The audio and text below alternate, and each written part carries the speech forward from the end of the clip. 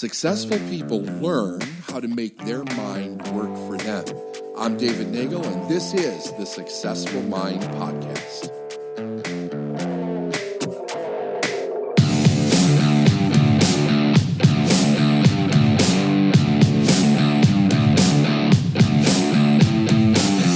Our will is an intellectual factor. If you're taking notes, write that down.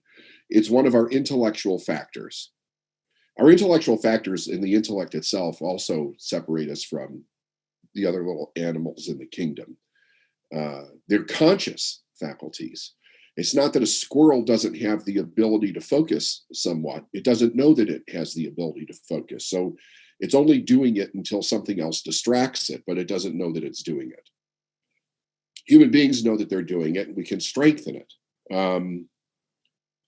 But I think it's quite important to understand how much focus is necessary to make the changes that you want. So let's get into this. He says, to set about getting rich in a scientific way, you do not try to apply your willpower to anything outside of yourself. So it's like he's making this big, bold statement right off the bat. If I sit and think about why he's writing that, my assumption is that in his own study, in his own observation, people are constantly trying to change outside circumstances. They're trying to change what other people think, do, the way they believe, the way they behave, whether they do something or they don't do something.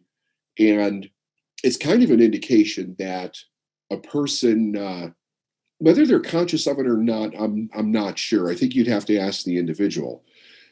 But really, it's kind of an indication that the person believes that what they desire is really in somebody else's hands.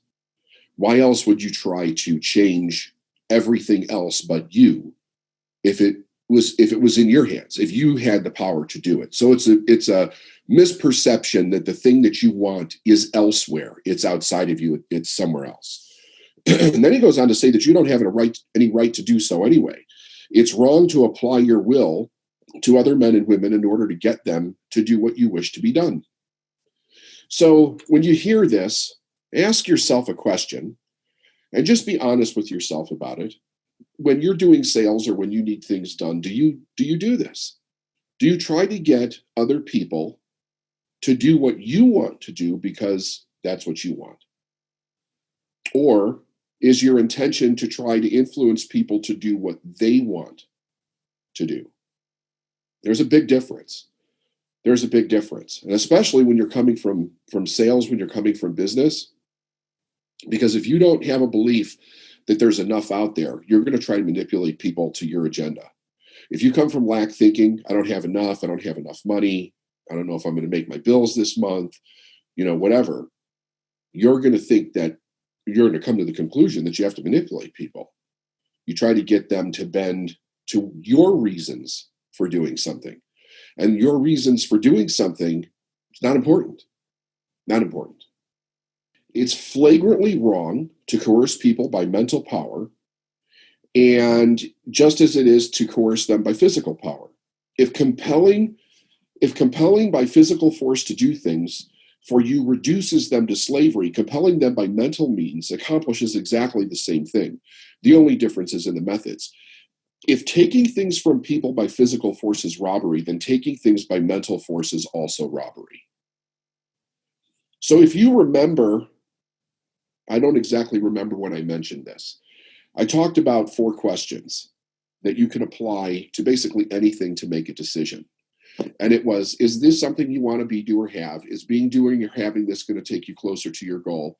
Is being, doing, or having this in harmony with God's laws or the laws of the universe? And the 4th question is being, doing, or having this going to violate the rights of others? This is violating the rights of others, what he's talking about right here. By mental force is violating the rights of others. In other words, at some point, you're taking away their choice consciously or unconsciously. In principle, there's no difference. And you have no right to use your willpower on another person, even if it's for their own good. For all you helpers out there, you can't resist helping people. And you have to constantly push, your agenda and be the helper. You have to, if that is your personality, You have to rein that in and realize, you can offer help or you can wait for somebody to ask help, but you should not constantly be pushing your help onto other people. The science of getting rich does not require you to apply power or force to any other person in any way whatsoever. So I think that there's a lot of teaching out there, at least there has been since I've been in business, especially when it comes to marketing tactics, different kinds of advertising tactics. You always have to ask yourself, what side of influence are you on? Are you stepping into manipulation, or are you influencing? And after you do it for a little bit, you know the difference. You really know the difference. Is there an honesty there, or is there not an honesty there? That type of thing. He says, indeed, there's not the slightest necessity for doing so. Indeed, any attempt to use your will upon others will only tend to defeat your purpose. Now, why is that? Why will it tend to defeat your purpose? Because it's the energy behind what you're doing. If you really think about this, and you have to spend time looking at your individual motives for different things as you go through life, as you go through your days and your weeks and your months. It's really taking a look at, okay, why am I doing this? Why do I feel that way? Why am I interacting this way? Why does this thing piss me off or that thing piss me off? Why do I get upset with this person or that person or this situation or that situation? Because when you get down to finding out that many of the reactions that you have come from fear, you can start to, slowly change them one at a time as you become aware of them. The fear that would be behind any kind of mental coercion of another person, if that fear is back of the idea that you want, the image that you're holding in your mind, what do you think it's going to bring you the equivalent of? It's going to be more and more. Here's how you'll see it if you're in business. It's more and more people saying no. It's more and more people asking for refunds. It's more and more people complaining about your business, your service, you as a person. It's showing up as consistent problems, and it's not just system problems. We all have system problems from time to time. Like, okay, there's a breakdown in the system. That's not working. We can fix that. But when you start having multiple problems that kind of all have the same flair to it, you have to ask yourself, what kind of person are you attracting? If you come from lack, it's going to mirror back to you lack. And you'll think to yourself, why don't they appreciate what we're doing? How come they don't like our product or service? Because you attracted them with your own lack for what you expect to happen in your business and your life. He says, you do not need to apply your will to things for them to come to you. That would simply be trying to coerce God and would be foolish and useless as well as irreverent. In other words, you can't coerce God in any way. Like people that drop to their knees and beg and plead to God, like it doesn't move anything. It doesn't move anything. It's not coming from a point of your own power. It's coming from weakness. Then the next sentence, I think, kind of sums it up there. He says, you do not have to compel God to give you good things any more than you have to use your willpower to make the sun rise.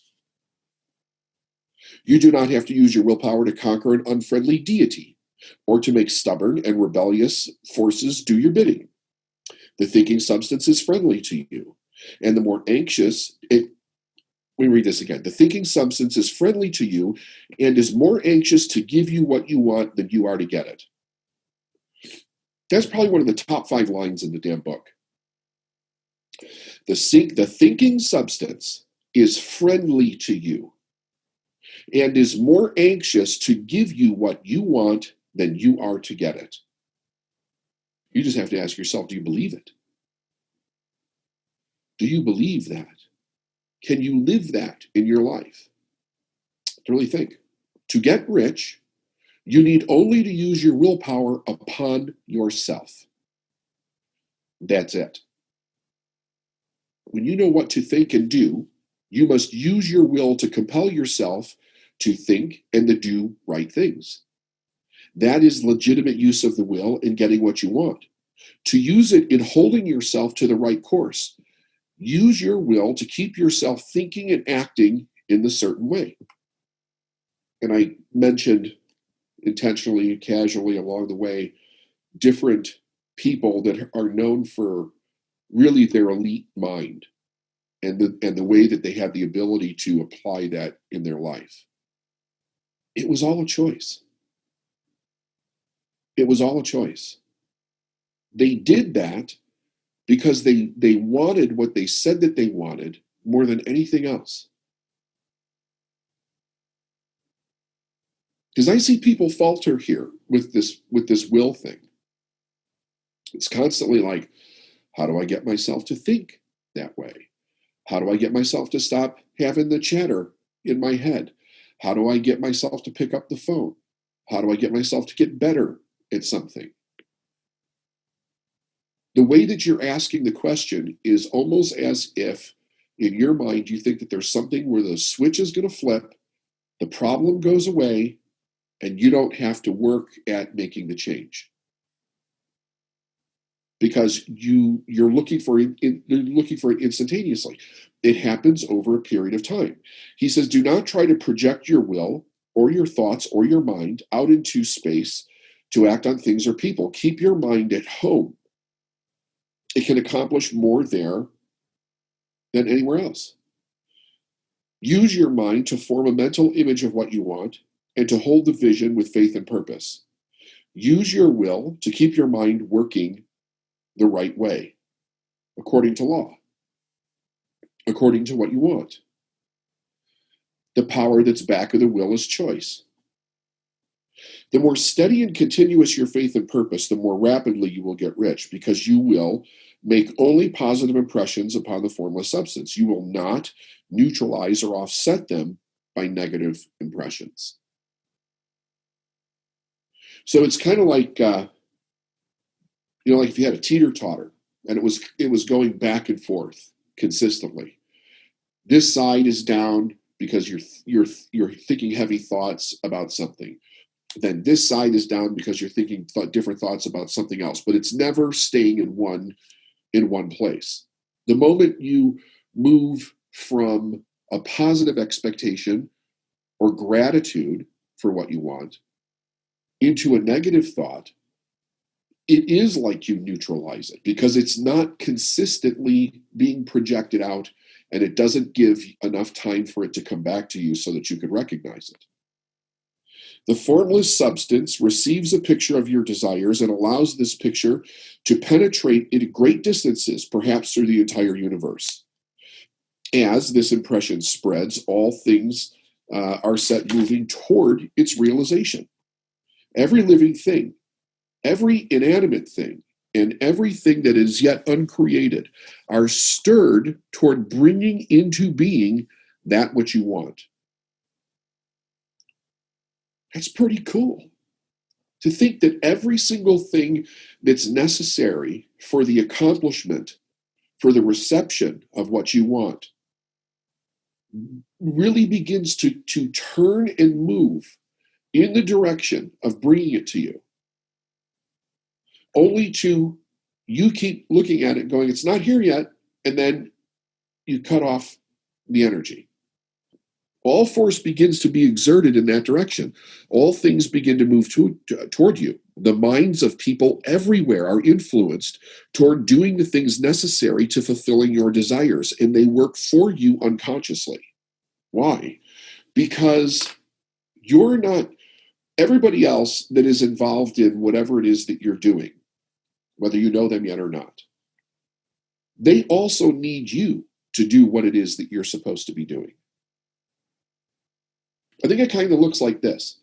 It's kind of like there's this huge download over humanity with the information to take humanity in a certain direction, either on a large level and on an individual level.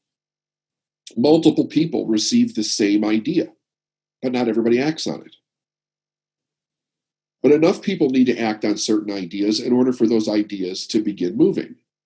I'm sure that you hear stories all the time about people who had an idea to invent something, and then they didn't do anything with it. And a year or two after they had the idea, they see somebody else invented it. And they're like, damn, I had an idea to do almost the exact same thing. I've heard that so many times from people. So the idea is out there in the ether. It is out there in the universe. And people are either receptive or they're not receptive to it. So then he says this. He puts a big but here. And he says, but you can check all of this, meaning you can stop it. You can check all of this by starting a negative impression in the formless substance.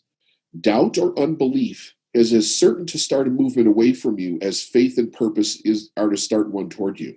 By not understanding this, most people fail when they try to make use of the mental science to get rich. Every hour and moment that you spend giving heed to doubts, fears, every hour that you spend in worry, every hour in which your soul is possessed by unbelief, sets a current away from you through the whole domain of the intelligent substance. All the promises are unto them that believe, and unto them only. Notice how insistent Christ was upon this point of belief. Now you know the reason why.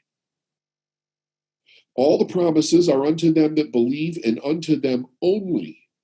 I think the only is pretty significant. Pretty significant. Because that only means that everybody that doesn't believe, they're out. The key is the belief. Since belief is all important, it behooves you to guard your thoughts. And as your beliefs will be shaped by a very great extent by the things you observe and think about, it's important that you focus your attention. Here, the will comes into use. Because by the means of your will, you determine the objects of your attention. If you want to become rich, you must not make a study of poverty. Things are not brought into being by thinking about their opposites. How often does your mind go to thinking about what you don't want? Health is never to be attained by studying disease and thinking about disease. Righteousness is not to be promoted by studying sin and thinking about sin. And no one ever got rich by studying poverty and thinking about poverty. Medicine as a science of disease has increased disease. Religion as a science of sin has promoted sin. And economics as a study of poverty will fill the world with wretchedness and want. Do not talk about poverty. Do not investigate it or concern yourself with it. Never mind what the causes are. You have nothing to do with them. What concerns you is the cure. Do not spend your time in charitable work or charity movements. All charity tends to perpetuate the wretchedness it claims to eradicate. Now, while there's a lot of truth to that, I don't agree with all of that statement. I don't know what the charitable movements of the day were like in the early 1900s. And I've never really spent time to find out either. But I know that there's a lot of good work that's out there that's done today. So take from that what you wish and discard the rest. Do not say that you should be hard-hearted or unkind and refuse to cry the hear of need, but you must not try to eradicate poverty in any of the conventional ways. Put poverty behind you, put all that pertains to it behind you, and make good. You cannot hold the mental image which is necessary to make you rich if you fill your mind with pictures of poverty. Do not read books or papers which give accounts of the wretchedness of the tenement dwellers or the horror of child labor. Do not read anything which fills your mind with gloomy images of want or suffering. You cannot help the poor in the least by knowing about these things. The widespread knowledge of the circumstances of the poor does not tend at all to do away with poverty. What tends to do away with poverty is not getting the pictures of poverty into your mind, but getting the pictures of wealth into the minds of the poor. So what is he saying? Be an example. Be an example. There's a reason that there's more millionaires today than there's ever been before. Because it's becoming more possible in people's minds for it to happen. It used to be a really, really difficult thing for the average person to wrap their mind around. And now it's becoming easier and easier and easier because so many more people are doing it. You're not deserting the poor in their misery. when you refuse to allow your mind to be filled with pictures of that misery. Poverty can be done away with, not by increasing the number of the well-to-do people who think about poverty, but increasing the number of poor people who succeed in getting rich through the exercise of faith and purpose. The poor do not need charity, they need inspiration. Charity only sends them a loaf of bread to keep them alive in their wretchedness, or gives them the entertainment, to make them forget for an hour or two. But inspiration will cause them to rise out of their misery. If you want to help the poor, demonstrate to them that they can become rich. Prove it by getting rich yourself. Get rich. This is the best way that you can help the poor. Now, I know some of you probably have minds that are going in 100 different directions right now with all different kinds of reasons why that may not be true. Like, I get it. I totally get it. We know so much more about like homeless people today, and but the problem's increasing, in case you haven't noticed. So it really begs to differ as to whether what we know about it's actually doing anything. But here's the thing, because I don't care what you study, where you go, who you're around, you're going to see things. You especially with technology, you cannot help not being exposed to different major issues and points of pain that are happening all over our world. What you have to ask yourself is this: is that problem my purpose? Is that problem my purpose? Because I don't care who the hell you are. You're not here to solve every problem on the planet. You're here to solve the problem that speaks to your heart and that you have the talents and the gifts and the inclination to work with.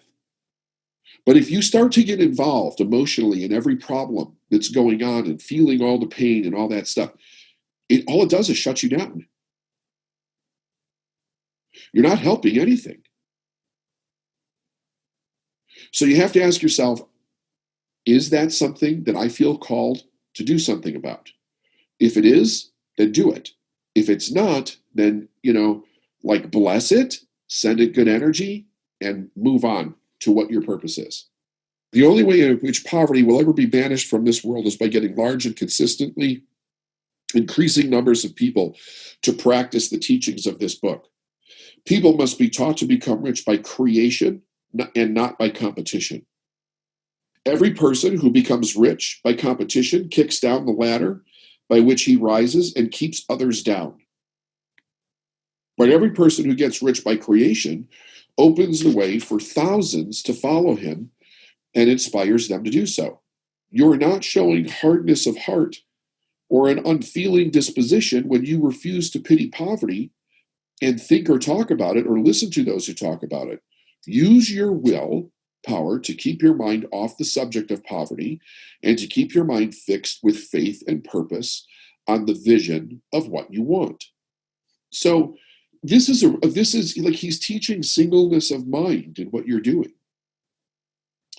And if you look around the world, possibly in your own life, possibly in your life when you were a child, your family, you can see that a lot of people just don't know this.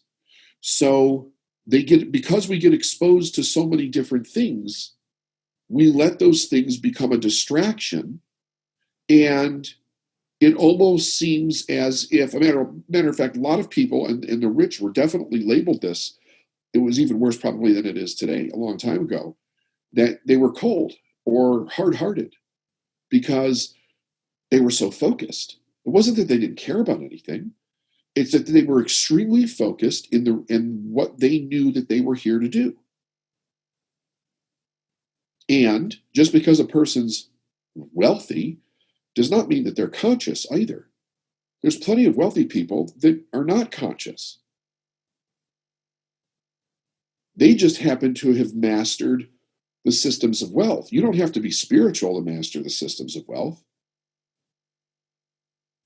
You just have to understand how it works. The biggest problem is that when you don't understand how it works, if you're really an unconscious competent, the real issue that you run into is that when things change, you don't know what to do. Because you think the source is people. Remember we talked about that? Your source comes from God through people. If you think that it's from people, then when something changes with people, there's a big problem. That's why, like, if a person's business Let's say it goes out of form. It's no longer relevant because some technology knocked it out of the box overnight. And sometimes people's lives are crushed by that.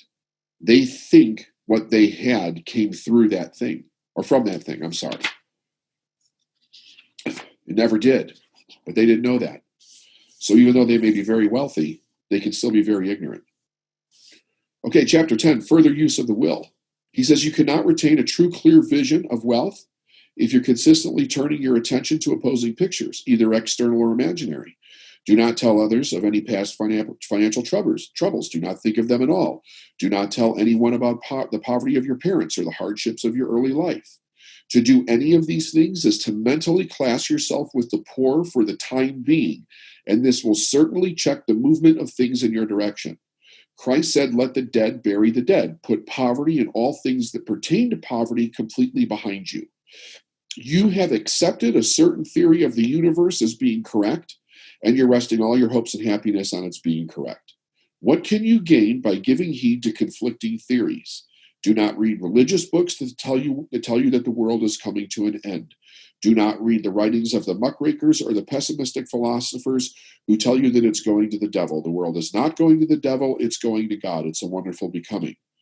True, there may be many good things in existing conditions which are disagreeable, but what is the use of studying them when they're certainly passing away, and when the study of them only tends to check their passing and keep them with us? Why give time and attention to things which are being removed by evolutionary growth when you could hasten their removal only by promoting evolutionary growth as far as your part of it goes? It's an interesting thing. It's an interesting thing. We see people holding on to things of the past and not letting them go. Things, people, ideas, philosophies, ideologies.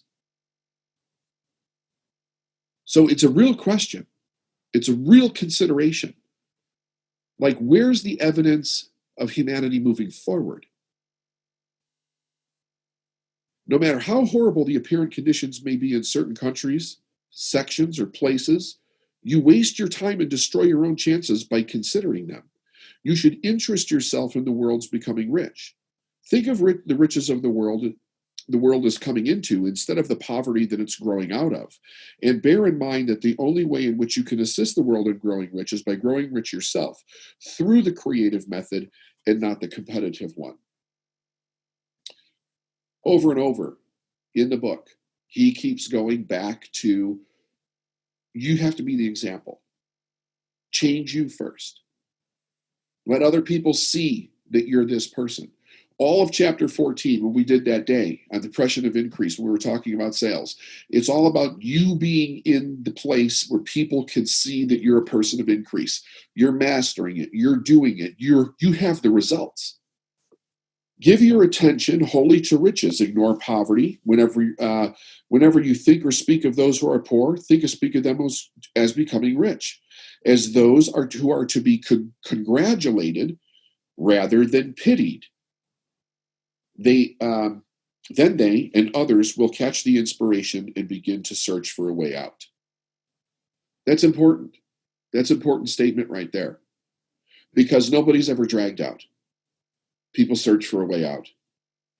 Nobody gets out until they're ready. They decide that they want out. They want to change something. And every person that's ever done it will tell you the same thing. Like they had to hit bottom. They had to have an experience. Something had to shift. And then they decided that it was time to change. And that's with money or any other problem that a person has. Because I say that you are to give your whole time and mind and thoughts to riches, it does not follow that you're to be sordid or mean. To become really rich is the noblest aim that you can have in life, because it includes everything else. Now, that's good, because if we intellectually understand that, the next job is to kind of search our heart and see if there's anything that's internally disagreeable with that statement. Because many people were taught that this is almost saying that money is everything, even though he's not saying that. He's saying the process of adding riches to your life is everything because it includes everything else. So you want to make sure that there's nothing in you that is unconsciously disagreeing with that idea.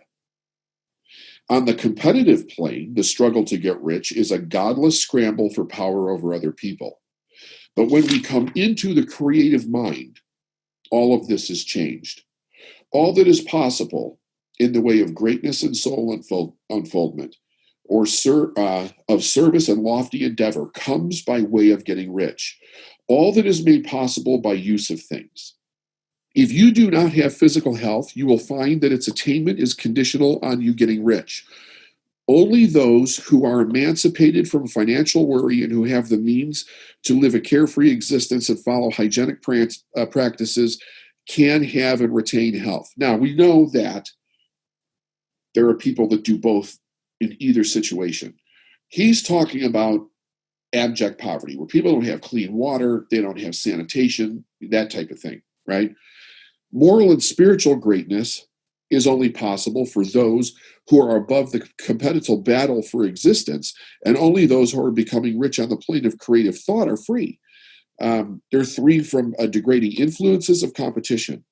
If your heart is set on domestic happiness, remember that love flourishes best where there is refinement, a high level of thought, freedom from corrupting influence. There are to be found only where riches are attained without strife, rivalry by the exercise of creative thought. Some of you may have to ask yourself, do you have this in your house? Do you have this in your family?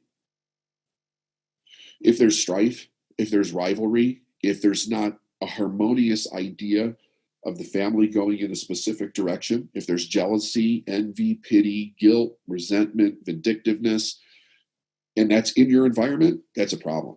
That's a real issue. It's a real issue. So the idea is for everybody to get moving in the same direction. He says, I repeat, you can aim at nothing so great or noble as to become rich.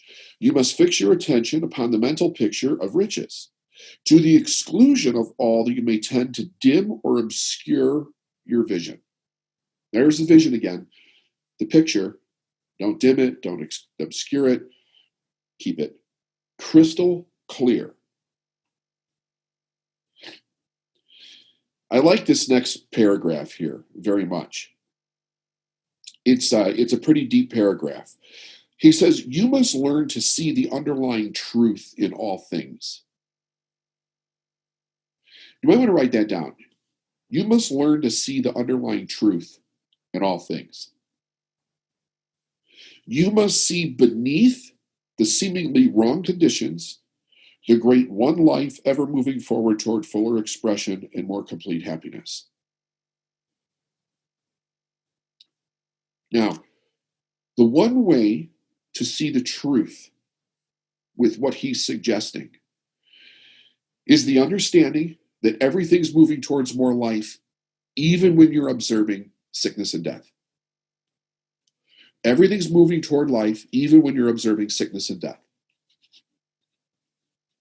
So if you take that law, what it does is it allows you to pull back from the emotional disturbance of sickness and death, that or fighting or whatever, that, something that's really negative or painful to observe.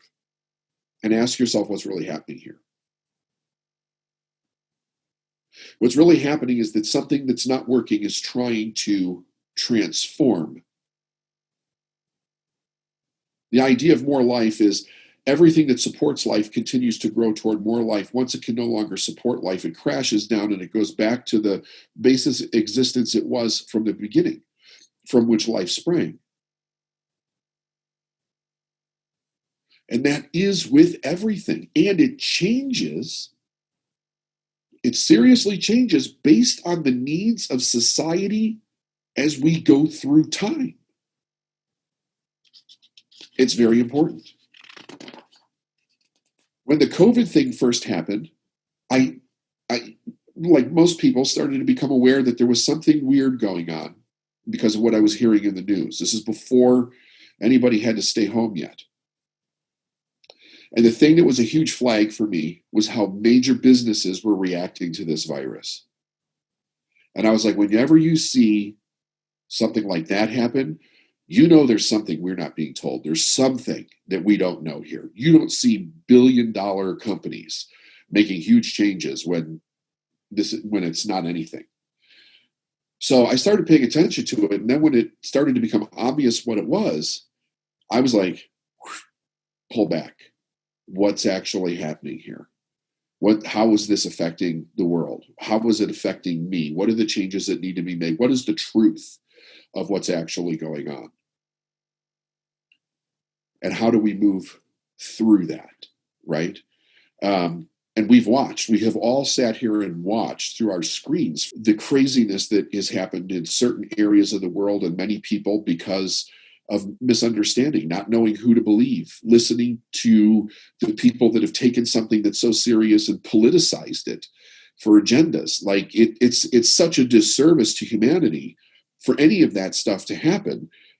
But you can complain about it all you want. You're never going to change that problem. Your responsibility is to pull back and say, what's the truth here? What's actually going on? What's the truth? What is the underlying truth of what's taking place here?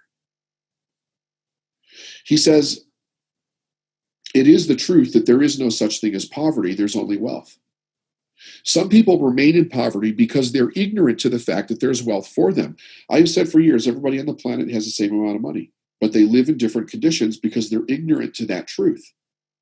It's like there's plenty of air, but if you believed that there wasn't, and you started holding your breath, it wouldn't matter that there was plenty of air. You would probably pass out, like we have to think. These people can be taught by showing them the way to affluence by your own person and practice. Others are poor because, while they feel that there is a way out, they're too intellectually indolent to put forth the mental effort necessary to find a way and travel it. And for these people, the very best thing that you could do is to arouse their desire by showing them that the happiness comes from being rightly rich. Others are poor while they have some notion of science. They have become so swamped and lost in a maze of metaphysical and occult theories that they do not know which road to take. They try a mixture of many systems and they fail at all. For these, again, the very best thing to do is to show them the right way in your own person and practice. And announcing doing things is worth a pound of theorizing. The very best thing that you can do for the whole world is to make the most of yourself. You can serve God and your fellow humans in no more effective way than by getting rich. That is, if you get rich by the creative method and not the competitive one. Another thing, I assert that this book gives detail to the principle of the science of getting rich. You do not need to read any other book on the subject. That may sound narrow and egotistical. However, there's no more scientific method of computation in mathematics than by addition, subtraction, multiplication, and division. No other method is possible. There can only be the shortest distance between 2 points. There is only one way to think scientifically, and that is to think in a way that leads by the most direct and simple route to the goal. No person has yet formulated a briefer or less complex system than the one I'm describing here. It has been stripped of all non-essentials.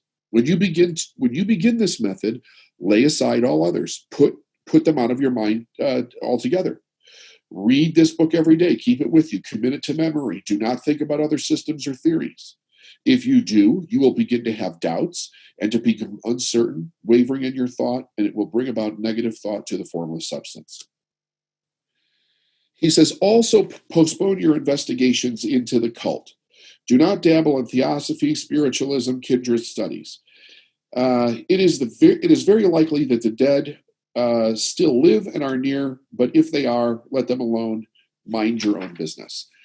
The reason that I'm reading that part is because some people have their mind is stuck with people that have passed.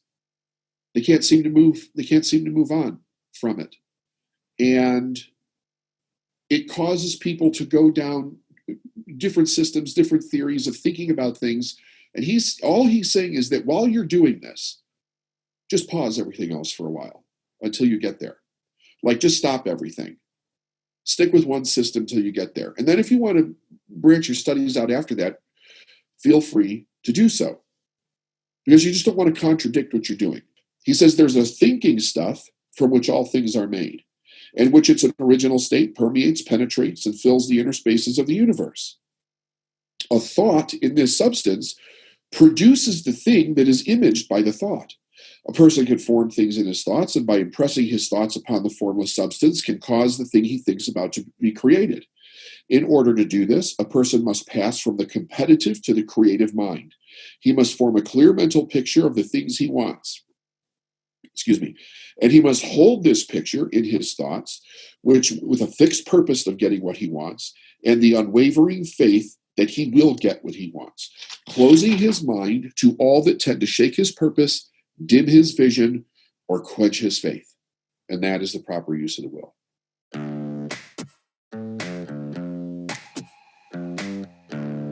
Thanks for listening to the Successful Mind podcast. And if you like what you heard and you want to know more, go to davidnagel.com/free stuff.